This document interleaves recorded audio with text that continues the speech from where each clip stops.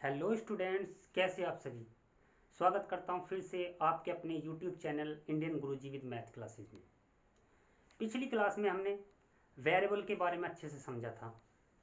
आज का जो हमारा टॉपिक है वो है नंबर सिस्टम। जिस प्रकार हमने पिछली क्लास में वेरिएबलों को जोड़ना, घटाना, गुना और भाग इन्हें अच्छे से समझा था, इसी प्रकार हम आज नंबर सिस्टम को अच्छे से समझेंगे। तो चलते हैं अपने टॉपिक की तरफ। नंबर सिस्टम, संख्या पद्धति। संख्या, सबसे पहले बात कर लेते हैं संख्या। संख्या का अर्थ क्या होता है, किसे कहते हैं संख्या? वे गणितीय राशि जिनका उपयोग वस्तुओं को मापने या गिनने आदि में किया जाता है। एक बार फिर से सुने, वे गणितीय राशि जिनका उपयोग वस्तुओं को मापने, गिनने आदि में किया जाता है उन्हें संख्या कहते हैं। ये मापना, मापना क्या है, यानी नापना या मापना एक ही बात होती है। ये मापना क्या है, इसे एग्जाम्पल से समझेंगे।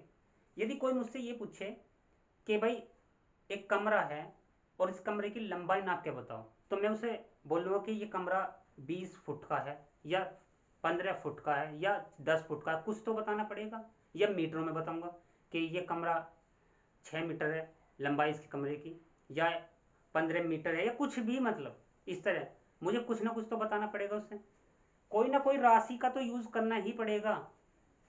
यदि मैं ये बोलता हूँ उससे कि इस कमरे की लंबाई 15 फीट है, 15 फीट है, मतलब 15 फुट है वो, तो ये जो 15 वर्ड जो जोड़ा है मैंने 15, इसे बोला जाता है क्या, संख्या। यानी ये वो राशि है जिसके द्वारा मैं कमरे की लंबाई को व्यक्त कर रहा हूँ। तो ये 15 जो है ये क्या होगी, एक संख्या होगी। इसी प्रकार यदि मीटर में बताऊं तो मुझे कुछ ना कुछ मीटर के बारे में बोलना पड़ेगा कि कमरे की लंबाई 6 मीटर है। तो यहाँ जो 6 जोड़ा है, 6, वो भी वो क्या है, एक संख्या ही है, यानी एक राशि है। कैसी राशि है, एक गणितीय राशि है। तो इसी गणितीय राशि को क्या बोला जाता है, संख्या बोला जाता है। यहाँ जो फिट बोल रहा है, ये मीटर, ये मात्रक होते हैं, यूनिट होती है। ये साइंस का एक टॉपिक है, बहुत अच्छा टॉपिक है। साइंस में इसे पढ़ते। फिलहाल इस टॉपिक, हम अपने टॉपिक की बात करेंगे। तो संख्या के बारे में समझ में आया, ये मापने के बारे में भी समझ में आया होगा। अब बात कर लेते हैं गिनना। ये गिनना क्या है? यदि मैं ये कहूँ कि मेरे पास कोई ऐसी वस्तुएं रखी है जिनकी काउंटिंग की जा सकती है, जैसे मेरे पास मान लिया 10 आम रखे हो, तो मुझे कुछ ना कुछ तो बोलना पड़ेगा कि मेरे पास 10 आम है। तो एक मतलब काउंटिंग करके बताना पड़ेगा। तो कितने आम है, 10, यानी 10। तो ये जो 10 है ये भी क्या है, गणितीय राशि, जिसे क्या बोला जाता है, संख्या। तो ये 10 क्या है, हमारी एक संख्या ही है। बट थोड़ा सा अंतर क्या है इसमें, हम यहाँ गिन के ही न बता रहे हैं। बात तो वही है क्या, ये भी 10 एक संख्या ही है। बात वही है, यहाँ गिन के बताया गया, पर 10 क्या है, एक संख्या ही है। तो मापना और गिनने में यही अंतर होता है। और इसी तरह दोनों ही क्या होती है, दोनों ही राशि क्या कहलाई जाती है, संख्या कहलाई जाती है, दोनों प्रकार की। यहाँ भी ये 15 क्या है, संख्या है, यहाँ 10 भी क्या है, संख्या है। तो वस्तुओं का कि जो मतलब वस्तुओं का को बताने के लिए जिन भी राशियों का हम उपयोग करते हैं, या व्यक्त करने के लिए जो भी हम जिन राशियों का हम यूज में लेते हैं, उन्हें बोला जाता है क्या, संख्या बोला जाता है इन्हें। अब बात कर लेते हैं पद्धति। ये पद्धति क्या चीज है? पद्धति का अर्थ होता है सुव्यवस्थित क्रम। सुव्यवस्थित क्रम अर्थात सही तरीका, यानी सही ढंग से रखना, किसी भी चीज को सही ढंग से रखना। अब यहाँ बात चल रही संख्या, तो बात करेंगे हम संख्या के बारे में। तो संख्याओं को सही तरीके से रखना। पहले संख्या पद्धति, जो ये वाक्य लिखा है, इसका अर्थ समझ लेते हैं। यहाँ इसके बारे में भी समझ में आ जाएगा कि सुव्यवस्थित क्रम क्या है, इसके बारे में भी सब यहाँ समझ में आ जाएगा। तो संख्या पद्धति का अर्थ है, यानी संख्या पद्धति कहते किसे है, यहाँ समझेंगे इसे। संख्याओं को उनके सुव्यवस्थित क्रम में रखना संख्या पद्धति कहलाता है। संख्याओं को उनके सुव्यवस्थित क्रम में रखना संख्या पद्धति कहलाता है। यह आया सुव्यवस्थित जो वर्ड है, जो यहाँ भी इसका जिक्र हुआ था। तो सुव्यवस्थित का मतलब होता है सही ढंग में रखना या सही तरीके से रखना। किन्हें, संख्याओं को। संख्याओं को सही तरीके से रखना क्या कहलाया जाता है, संख्या पद्धति कहलाया जाता है। बस सिंपल सी डेफिनेशन, संख्याओं को सही तरीके से रखना संख्या पद्धति कहलाता है। संख्याओं के बारे में जब जिक्र चल रहा है संख्या पद्धति में, हम संख्याओं के बारे में पढ़ रहे हैं, तो आज हम यहाँ जो अब हम संख्याओं के बारे में पढ़ेंगे, जो खास खास संख्या, जो इंपॉर्टेंट, वेरी वेरी इंपॉर्टेंट संख्या, हम उनके बारे में पढ़ने जा रहे हैं। चलो तो पढ़ते हैं उनके बारे में।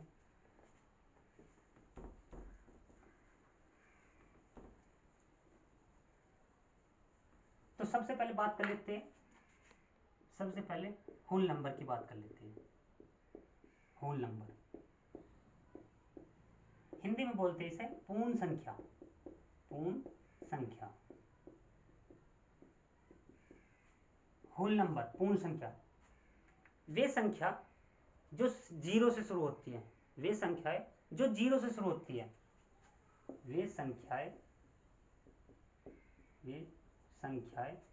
जो जीरो से शुरू होती है, जो जीरो से शुरू होती है, उन्हें क्या बोला जाता है? पूर्ण संख्या, यानी होल नंबर। एग्जाम्पल 0, 1, 2, 3, 4, 5, 6, इसी प्रकार इनफाइनाइट। इनफाइनाइट का अर्थ होता है हिंदी में कहे तो अनंत। अनंत मतलब जिसका कोई अंत ना होता। ये जो काउंटिंग हम पढ़ते हैं, या जो हमने काउंटिंग छोटी क्लास में पढ़ी थी, नर्सरी में या केजी में या फर्स्ट में, जो हम बच्चों को पढ़ाते हैं या पढ़ी थी हमने भी, तो 1 2 3 इस तरह 100 तक पढ़ी थी हमने। 100 तक पढ़ी थी, इसका मतलब ये थोड़ी है कि काउंटिंग खत्म हो गई है। 100 के बाद भी काउंटिंग है, पर जितनी हमें सुटेबल लगी, यानी अपनी सुविधा के अनुसार, या हमारे टीचर ने हमें जितना पढ़ाया हमने उतनी पढ़ी थी।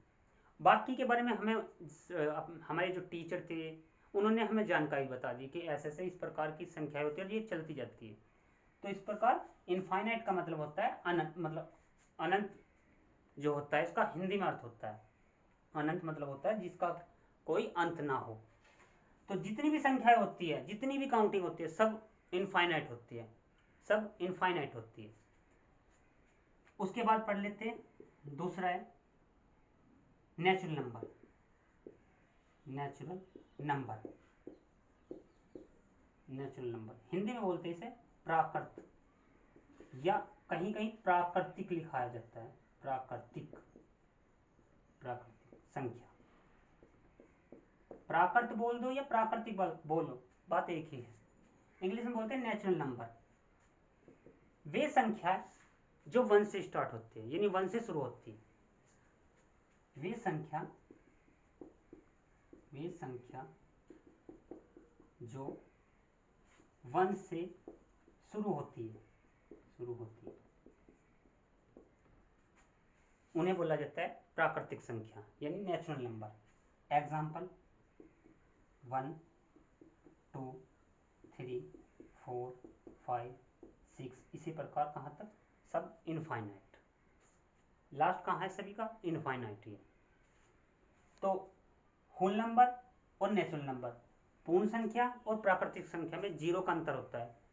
पूर्ण संख्या जीरो से शुरू होती है और नेचुरल नंबर जो होते हैं, यानी प्राकृतिक संख्या, जो 1 से स्टार्ट होती है। अब बात कर लेते हैं इवन नंबर की। इवन नंबर,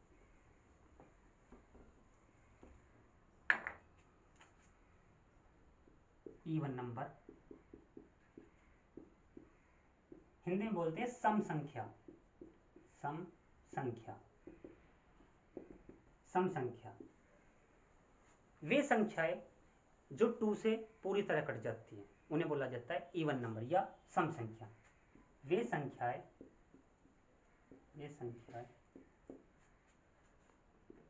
जो 2 से पूरी तरह कट जाती है, उन्हें क्या बोला जाता है? इवन नंबर या पूर्ण संख्या, सॉरी सम संख्या। एग्जाम्पल 0, 2, 4, 6, 8, 10, इसी प्रकार इनफाइनाइट तक, सभी इनफाइनाइट तक ही जाती है। 0, 2, 4, 6, 8, 10 ये सब कैसी संख्या है? इवन, यानी सम संख्या है। इसी प्रकार इसके अपोजिट होती है odd number. Odd number, Hindi में से बोलते विषम संख्या, हिंदी में से बोलते विषम संख्या, ओड नंबर, हिंदी में बोलते हैं विषम संख्या। वे संख्या, अभी बताया ना कि सम संख्या का अपोजिट होते हैं, इवन नंबर का अपोजिट होती है ओड नंबर यानी विषम संख्या। यहाँ जो है सम संख्या 2 से कट रही थी पूरी तरह, ये 2 से नहीं कटेंगी, बस यही है इसकी डेफिनेशन। वे संख्याएं जो 2 से पूरी तरह ना कटे, वे संख्याएं जो 2 से पूरी तरह ना कटे वो क्या कहलाई जाती है, ओड नंबर या विषम संख्या है। एग्जाम्पल, इवन नंबरों को छोड़ दो बाकी ओड नंबर ही बचते हैं, 1 3 5 7 9 11 13, इसी प्रकार इनफाइनाइट तक, इसी प्रकार कहाँ तक सभी, इनफाइनाइट तक। आशा करता हूँ ये जो संख्याएं मैंने पढ़ाई है अभी आपके अच्छे से समझ में आई होगी। बाकी की इससे भी अच्छी अच्छी संख्याएं यानी इससे भी खास संख्याएं, इंपॉर्टेंट संख्याएं, वो अगली वीडियो में समझाऊंगा आपको। तब तक के लिए जय हिंद।